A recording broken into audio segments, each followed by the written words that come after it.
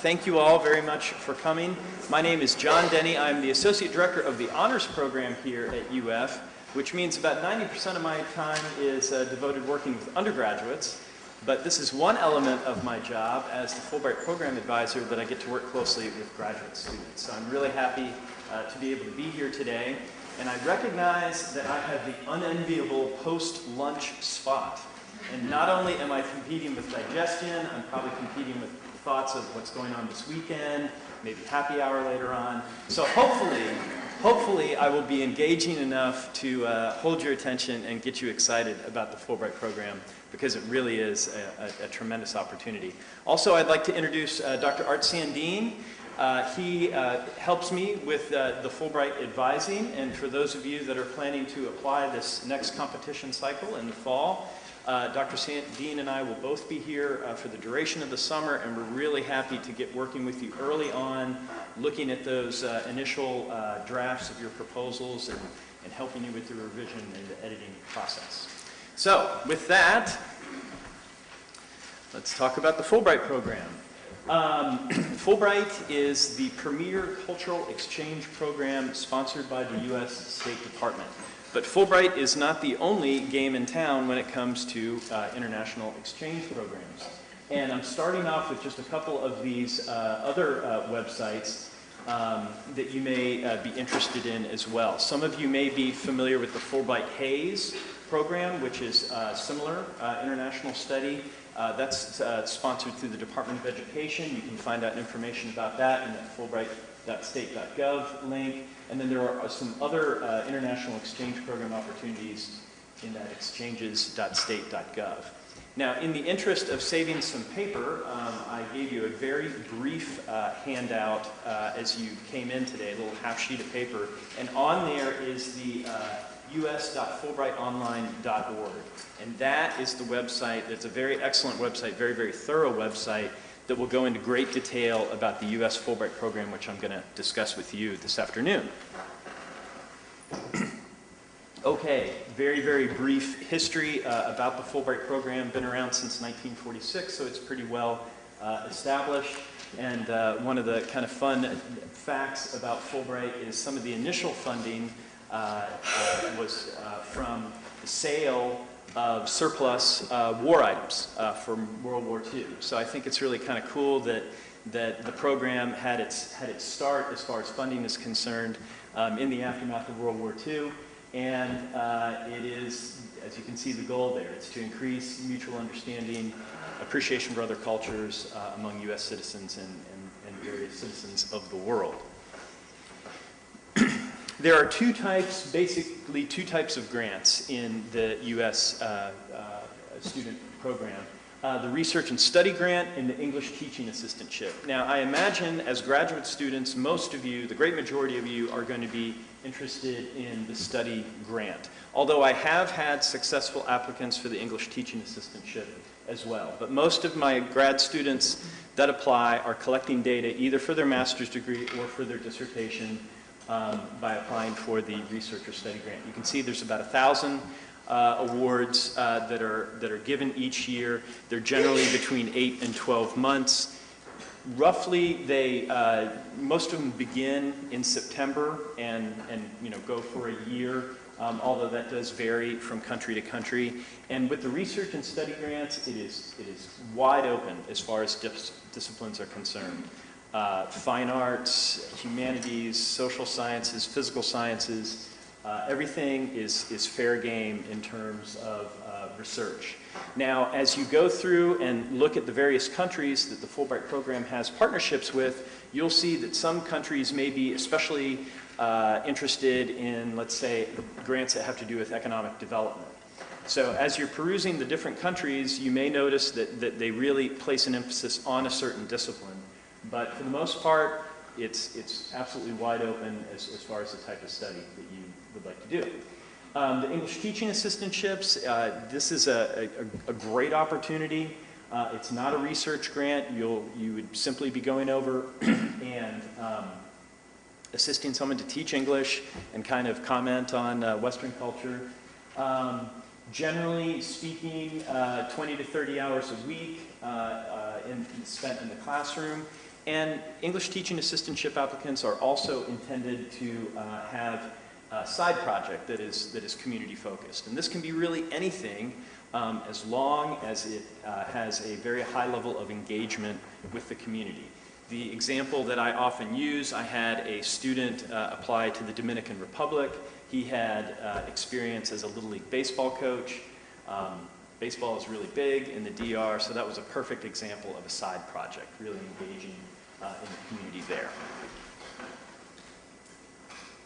Okay, the application timeline. This is also on your little handout. Now is the time when you want to start designing your project. And I'm glad to see so many of you here this afternoon to get thinking about that. The competition for this year opened on May 1st. And if you visit the Fulbright website that's on your handout, you can actually begin your application as soon as you would like.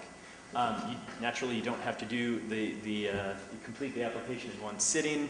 You can certainly save your progress and get working on it. The design phase is basically between now and September. Our campus deadline is September 9th, and in just a little while I will talk about what elements of the application need to be completed by that campus deadline. And then the Institute for International Education application deadline, that's actually an error. It's actually October 17th, not October 18th. But the correct deadline is on the website, and I just noticed that as on my way over here practically. So October 17th is the final deadline. Then from there, the applications go to the national screening committees in November and December, and that's where the proposals are reviewed here in the United States by a committee of Fulbright scholars. And then at that point, you'll find out whether your proposal is either recommended or not recommended. If it's recommended, that's great. It goes on to the host country, and the final consideration will be made by the host country in partnership with Fulbright commissions abroad and the U.S. embassies within that country. Fulbright has sort of a tradition with students of kind of a long waiting period. There's this flurry of activity. You get everything done by October. Then there's that long wait until January till you find out if you get recommended or not. If you don't get recommended at that point, unfortunately, you're not going to get the funding. But then, once you get recommended in late January, I still have students right now that are waiting to hear about their funding. So many of my students have other things going on. They're applying to other graduate programs. They're applying for internships. They're applying for teaching positions, those sorts of things. And it can be kind of a nerve-wracking time when you're waiting for that final notification. But by June 30th, we ought to know who all is going to be funded and who won't be funded. Traditionally, we have done pretty well at the University of Florida with the Fulbright program. This past year, we had 45 applicants. Of those 45, we had 25 recommended, which was fantastic. As of right now, we know that we have 9 people that have been offered funding, and there are an additional 10 that have alternate status, so they may eventually be offered funding. So we're really, really proud of the group that applied this last year. Okay, eligibility. You have to be a U.S. citizen. You have to hold at least a bachelor's degree or its equivalent at the start of the grant. Once you complete your PhD, you can't apply for this program, but there is a Fulbright program that you could apply for as a Fulbright scholar when you're off and you get that first job in academia. But for the purposes of this program, you can't have the PhD completed by the time that you apply. You also have to have proficiency in the language of the host country, but that is going to vary a great deal by the host country, and it's going to also depend upon the type of project that you have. If you're an anthropology student and you're doing ethnographies and you're visiting rural areas and those sorts of things, naturally you're going to have a pretty good command of the language of that host country. A couple of years ago, I had a student apply to Germany. It was a chemistry project. He was applying to a lab where English was the primary language. I think he had 2 semesters of college German. He got the grant. So it really depends upon the country, and it depends upon the type of project that you're proposing. For the research and study grants, naturally you have to have a high level of academic achievement. This does not mean that you have to have a perfect 4.0 undergraduate degree and absolutely no blemishes on your record. Naturally, you have to have high grades, those sorts of things, but a 4.0 is certainly not required. The project needs to be well developed. Naturally, as graduate students, if you're going to gather data for your dissertation or for your master's thesis, you've already put a lot of effort in there, so most of you, I think, can check that box that the project will be well developed. Demonstrated leadership ability, your ability to work independently, your ability to make decisions, your ability to adapt to other cultures, all very, very important things. Just talked about the language proficiency and how that varies by country. And then all of these projects and proposals have to have that emphasis on community engagement. Very, very important to remember that this is a cultural exchange program. This is something that's relatively new, the Fulbright MTVU. I've been trying to talk some students into applying to this. I've yet to have a UF student apply. I've had a few people think about it. But this has been around, I believe this will be the 4th year for the MTVU. It is the same type of application, but it focuses on music, contemporary popular music as a cultural force of expression.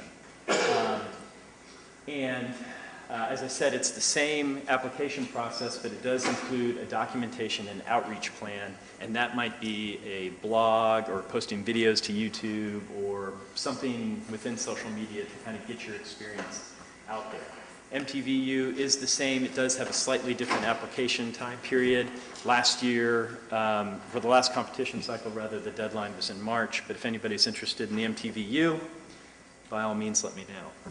And then also with the MTVU, you get evaluated by a group of, one of the folks from Sonic Youth was on the panel, Dave Navarro from Jane's Addiction, all these rock stars, get some input. I'm not making this up.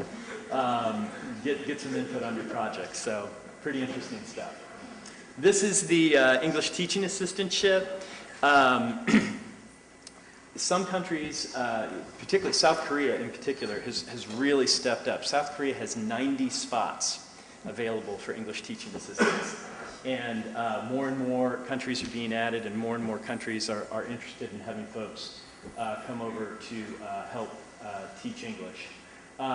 The grade level, some countries will allow you to designate that you'd like to work with elementary age or secondary school age group, but many countries won't. They will just simply assign you to a place, to a location, and a group of students as needed. But again, that does vary from country to country. Mentioned earlier about the side project. Some countries don't require really any, or just minimal or not even any language proficiency in the language of the host country, but naturally that's always helpful. If you do speak the language of the host country, it will make you a more competitive applicant for the English teaching assistantship. So, hey, this sounds great. I'm interested. What does it do for me? Well, here's the grant benefits. Your travel is covered. You get a monthly stipend. The first Fulbright training I went to, the facilitator said that no one has ever starved on a Fulbright. So you live at kind of graduate student standards. You're not going to be living in luxury necessarily, but they're going to provide you with enough funds for a safe and comfortable place to live and have your expenses covered. The monthly stipend, the State Department has some sort of formula for that. Naturally, your cost of living if you're doing your research in Paris is going to be far different than if you're doing something in, rural Nicaragua or something like that. So that varies from country to country. Health and accident insurance is covered, and you can see the list of other possible benefits. Some countries will provide an allowance for dependents, partners, spouses, those sorts of things. Other countries won't, and so if you have a partner or spouse that would be traveling with you, that can certainly be a consideration when you're choosing your host country. Some countries, I can think of, in particular, the United Kingdom and Germany, have the opportunity for you to actually enroll in some coursework in a university in the host country, so tuition is a possibility to be covered in the grant.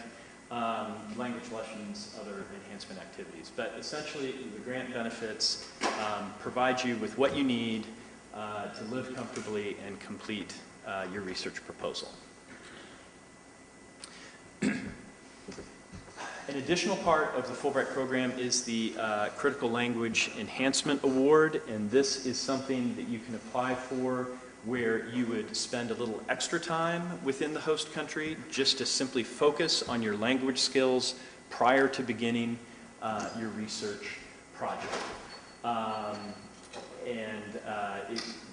Again, it can be a fantastic way not only to be immersed in the language of the host country, but to receive some additional instruction, formal instruction with the language. And if the host country that you're interested in has this opportunity, you can indicate that on your Fulbright application. This is a very kind of busy slide here, but the Critical Language Enhancement Award focuses on languages that the U.S. feels is critical for more of our citizens to learn. Again, I don't know if you can read those very well, but some of the languages, for example, Korean, they would expect you, if you were going to apply for a Language Enhancement Award in Korean, to have a year of Korean at the college level prior to applying for the Enhancement Award. If you were going to go study Bengali, there's no minimum requirement. So generally speaking, the languages like Russian, Turkish that you can generally access at a university are going to require some prior level college language. Other languages that aren't as easy, may not require any language skills at all. Okay, so what is in the application? Considering what you get on a Fulbright grant, the application is really not all that cumbersome. Starts off with that basic demographic data. You will have a statement of purpose essay for the research program. That's 2 pages, single-spaced pages.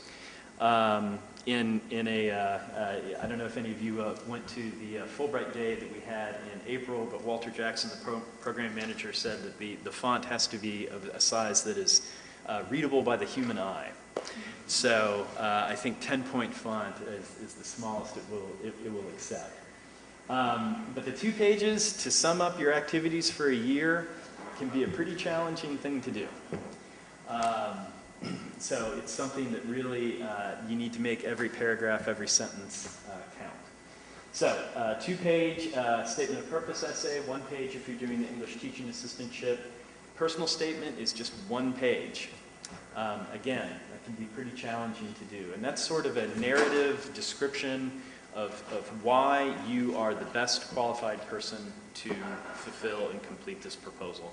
Remember that this is a grant, so you have to be persuasive and talk about your academic background, talk about your language ability, talk about your research ability, talk about all those great things that you have in your arsenal that you're going to be able to complete this proposal. There's a language report. The language report is going to be completed by any instructor here at UF that teaches that particular language.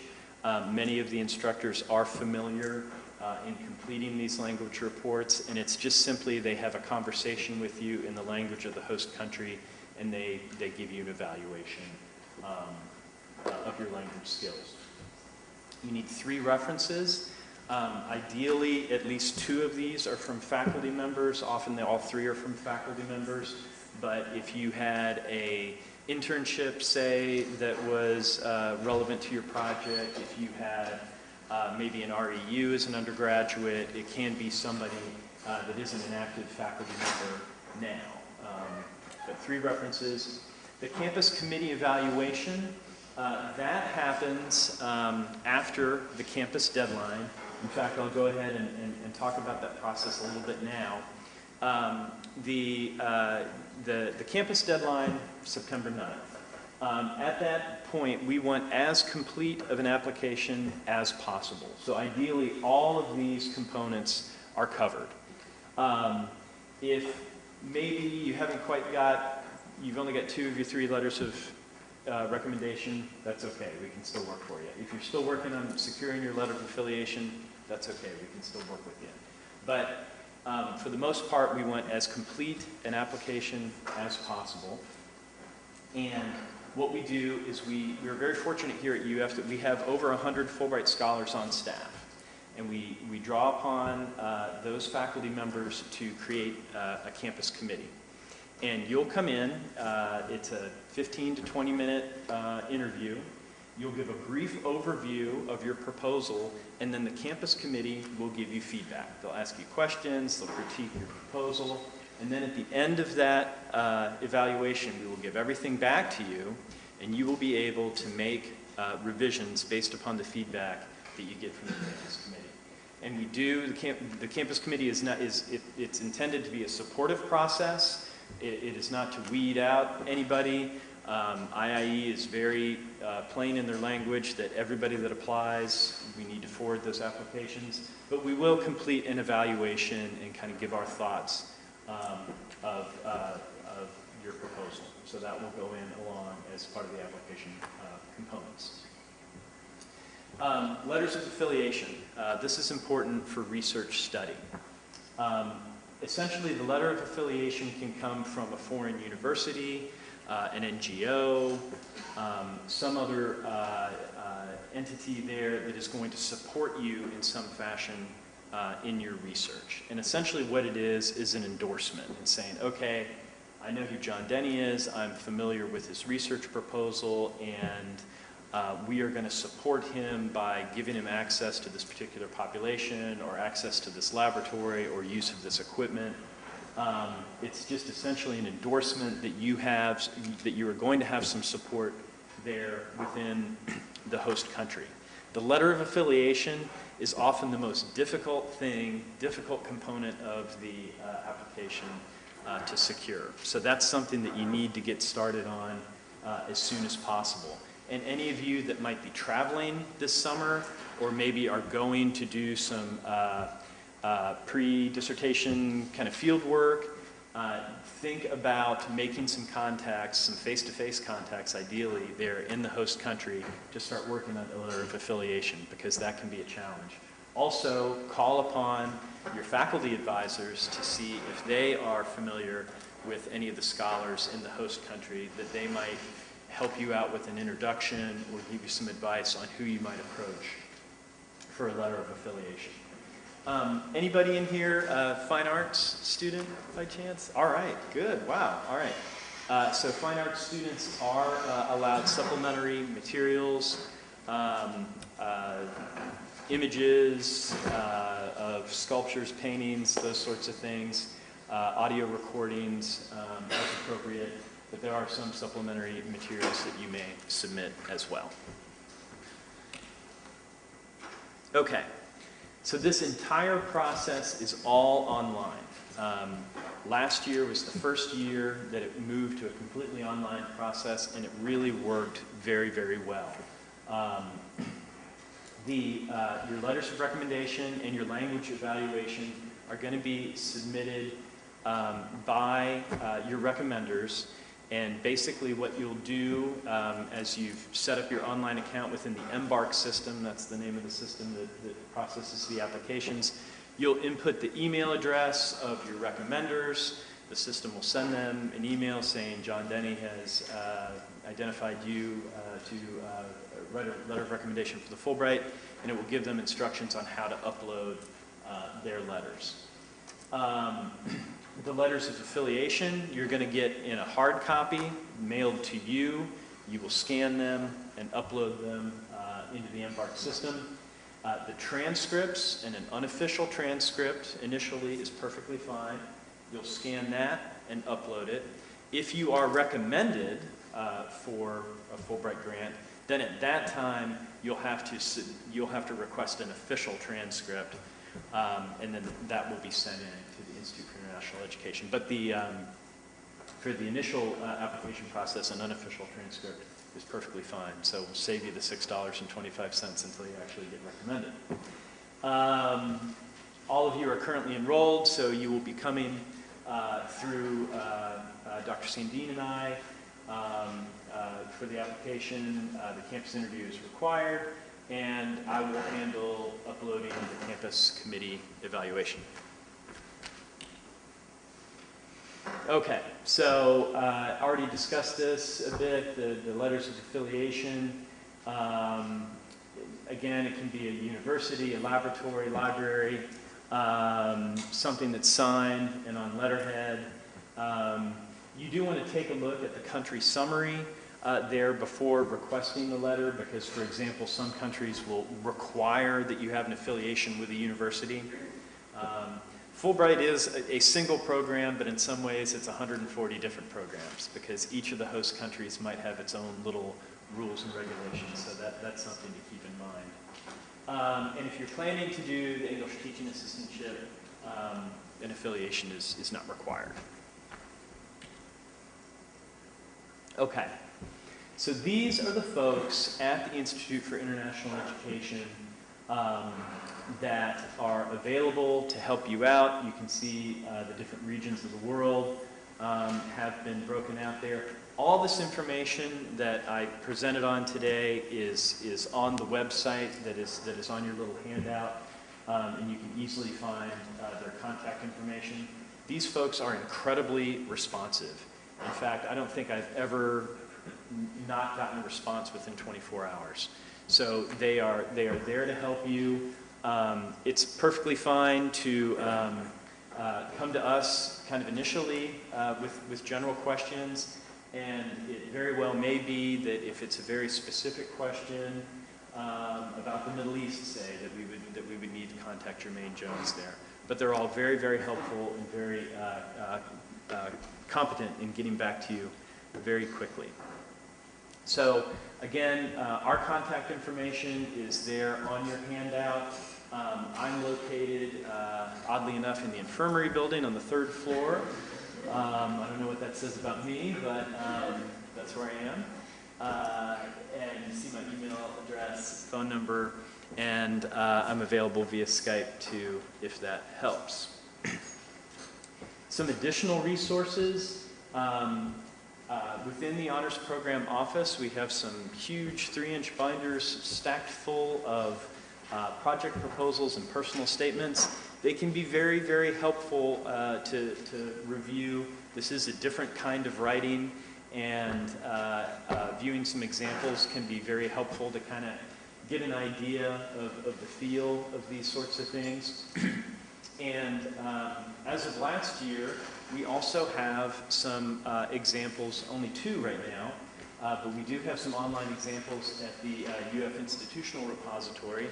All of our winners this year will be invited to post their grant proposals and personal statements to the UF Institutional Repository, so hopefully we'll be adding some more there. That's kind of a confusing website that I can never remember, but if you do, just on the main UF webpage, search for Institutional Repository, it'll take you right there, and then you want to go to the grants section and click on Fulbright, and you can see it's actually a physics example and an art history example, so at least we have 2 very different kinds of proposals for you to take a look at. All right. Fulbright has very much embraced podcasts, Twitter, YouTube, webinars, all those sorts of things. They're generally pretty helpful. With the webinars, you do have to register for it. There's no cost to participate, but you do have to register, and they come along every so often. Once you start your account and begin the application process, they'll send you some emails and invite you to participate in the webinars. They'll often feature students who have recently returned from a Fulbright grant, and they talk about their experiences with the application process, their experiences while they're in the country, those sorts of things, so they can be very, very useful. Okay, so I have done a tremendous amount of talking and not allowed any questions. So hopefully you have some, and I'd be glad to try to answer anything you may have. Yes, ma'am. I know you did this previously and briefly mentioned it, but the differences between the Hayes and just general Fulbright? Well, the Fulbright Hayes is sponsored by the Department of Education rather than the Department of State. They don't have the campus committee evaluation process. You are more on your own for doing that. It is limited to graduate proposals. This particular program is for graduates and undergraduates, but they don't have the formalized Fulbright program advisor, and there's no campus committee evaluation. But it is sort of a similar opportunity in terms of what the grant involves. Yes, ma'am. In light of the budget cuts, proposed budget cuts, how is that affecting? Very good question. 2 years ago, we had a representative from the State Department here, and he called it the golden age of Fulbright. He said that under the Bush administration, funding increased, and also under the Obama administration, funding increased. I have had no indication that funding for Fulbright is going to be cut, but who knows? We as Fulbright advisors we were asked to write some letters of support for the program, letting people know how important it was, so read between the lines on that one. But I haven't heard anything of the program being cut, at least not for this competition cycle. And certainly if you look online, there are still many, many, many opportunities out there. So I think it's pretty safe and strong at this point. Yes, sir. I have just a question about the mechanics of the application process. There's the online submission. Does that happen? You submit that the October 17th on your own after the internal review? Do you submit anything online for the UF deadline, or how does that work? You're going to submit the application by September 9th, because when you start your account will be in progress.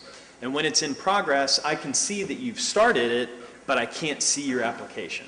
So I'm going to ask you to submit it by September 9th, then I can do what I need to do with it, and then I will unsubmit it, and then you'll be able to make revisions based upon the committee review, and then you'll have to resubmit on October 17th. That's a good question. Yes, ma'am.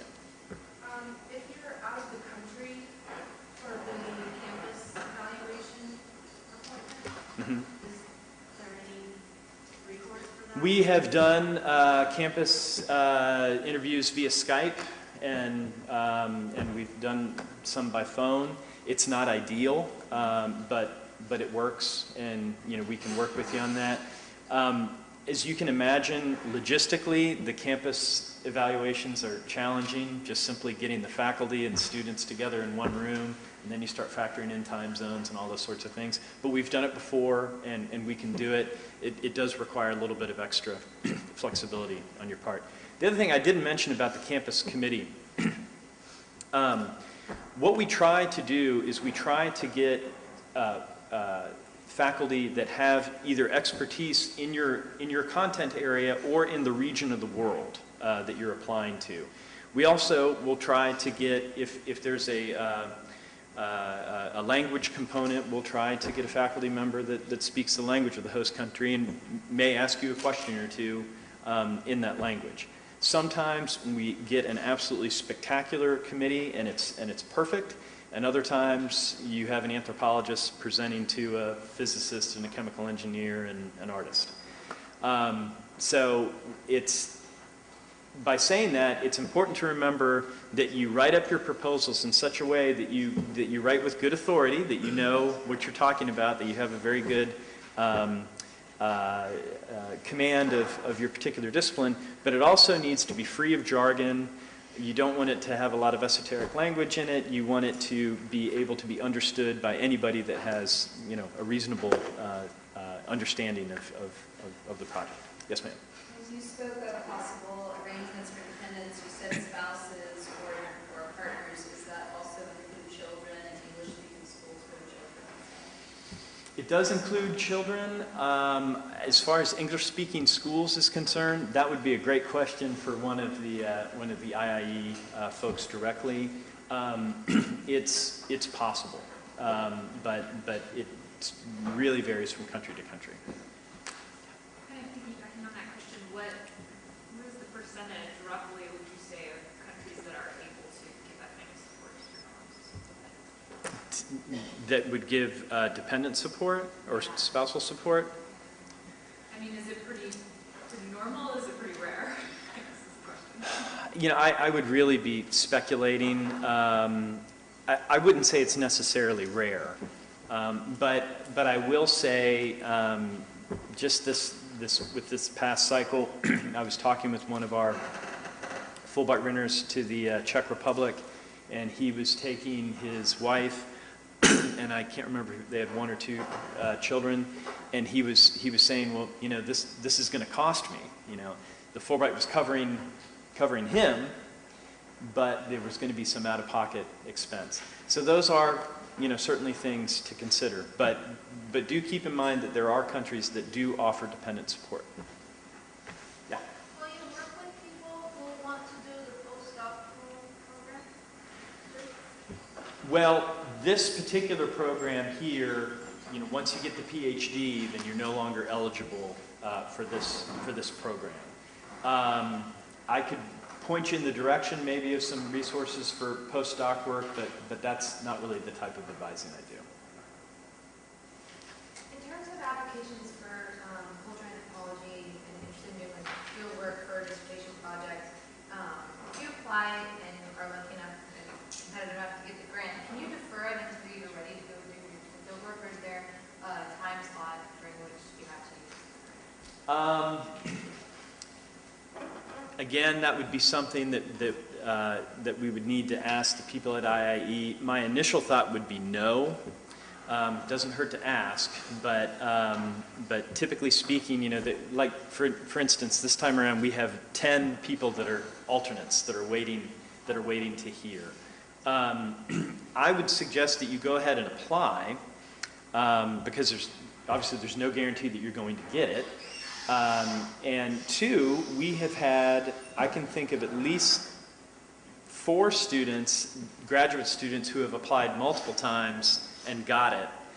Most of them got it on the 2nd try. I had one fellow on his 3rd try receive funding. Any other questions? Am I done 15 minutes early? Okay, well, again, yes, please. First of all, welcome. It's great to have you here. I just want to emphasize the role of the campus interview. It's a very positive kind of thing. It's not something you dread. It's an opportunity for you to talk about what you want to do. And our goal with that interview is to help you, as Jonathan was saying, help you with your proposal. And the final thing I would say is that you're used to writing a lot, and it's going to be very difficult to write a 2-page proposal. Much easier than to write a 10 or 15-page proposal. We would really recommend that in the process of doing that, you share that with friends, colleagues, faculty, spouses, whoever, just to get some feedback as to, hey, what does it sound like? Is this clear? I think our best applicants have done a good deal of that, and have gone through sometimes 4 or 5 tracks before they're finally satisfied. Both the 2-page proposal and, just as difficult, a 1-page summary of who you are. It can definitely be a challenge. Generally, I advise when you're starting out, when you're just getting ready to get it down on paper, not to obsess too much about the 2-page proposal. So in other words, if you go over a little bit, that's okay, because we're going to be revising and editing and cutting and that sort of thing. Don't write 10 pages, but if you write 3 pages, that's okay. It's sometimes the most challenging part is just to get that idea and get started with it. Okay? All right. Well, I guess you can get started on your break a little early. Thank you all for coming, and I hope to get a chance to meet many of you.